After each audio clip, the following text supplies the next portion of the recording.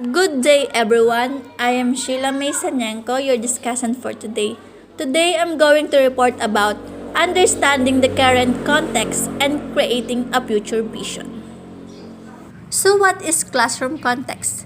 A classroom context, the way of a teacher chooses to manage the daily concerns of teaching indirectly shapes the perception of the students. The teacher is expected to be versatile and utilize different strategies to make learning meaningful and effective for all students.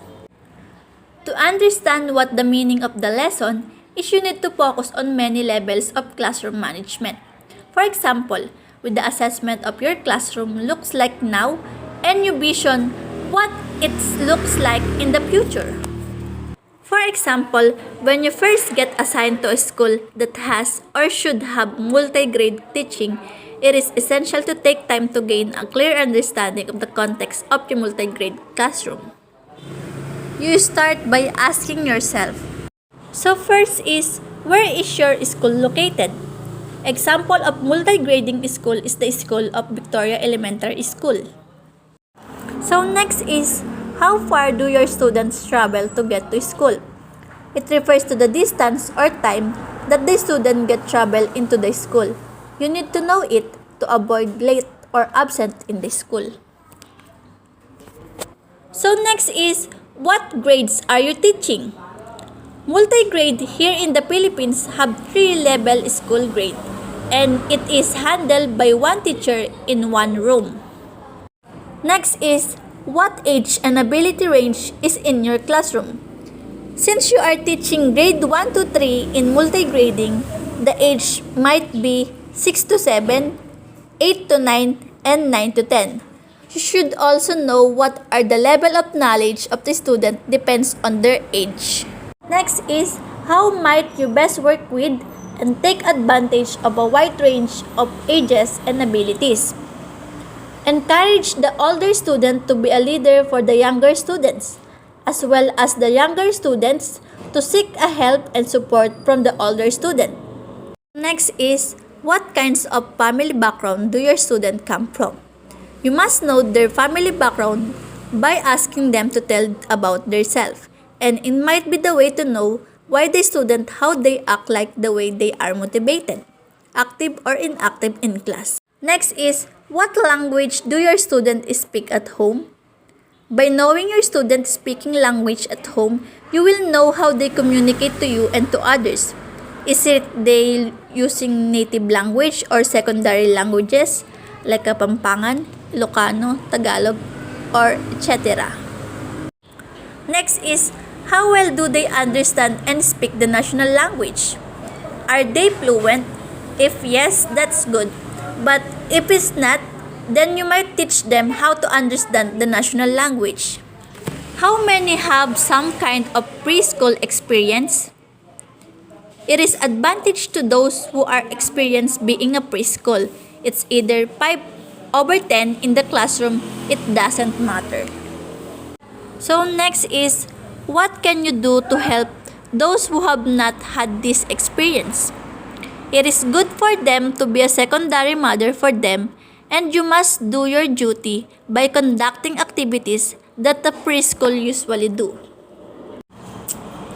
Next is, do any of your students have special education needs in regard to physical or cognitive disabilities? No, yes, or maybe. Next is, what do you do to respond to these needs? If yes, you need to let them feel that they are welcome into your class. You must avoid too difficult activities for them.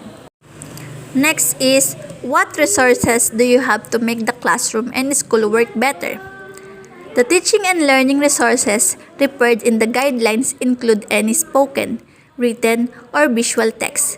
Activity conducted by the schools, example, textbooks, novels, films, etc. Next is, according to the national and perhaps local curriculum, what should be taught to each grade and how well have your students learned the curriculum so far? The needs of the child and the demand of the curriculum are mediated by the teachers like lesson plan, curriculum guide, and constructional materials, including textbooks, which contains the lessons and activities. Next is, to what extent do your head teacher or principal and the other teachers in your school understand and practice multi-grade teaching? It is necessary for them to be aware into a such way wherever how you teaching your student and how you address it. Next is, if their understanding is limited, what can you do to increase support for your work? You can conduct a meeting or conference to introduce or explain it to them. Next is, do the parents of your children understand and support multi-grade teaching? Before you introduce to them, you will know their answer because they are willing to understand their children what are the schools are teaching. Next is, again, if not, what can you do to help them understand the need for such teaching? If not, you may conduct a meeting or explain it to them so that they will also encourage them to help or support their children. Once you have good understanding into your class, take time to create a vision in your mind about what you want your multi-grade classroom to look like. It should be welcoming, inclusive, healthy, protective, and child-friendly environment which help your student, most of whom have probably not had any preschool experience, feel comfortable in the school and ensures that they do not drop out before completion of the primary school cycle. A disciplined classroom with a harmonious learning environment which mixes structured learning and unstructured learning. Pag sinabing structured learning, it refers to the learning programs or courses that are designed using instructional methodologies. Example nito yung teaching science arithmetic, reading, and writing. Pag sinabing unstructured learning, as the name suggests, has no formal structure to the learning. Example nito yung storytelling, singing, or playing games. That's the end of my report. Thank you and God bless.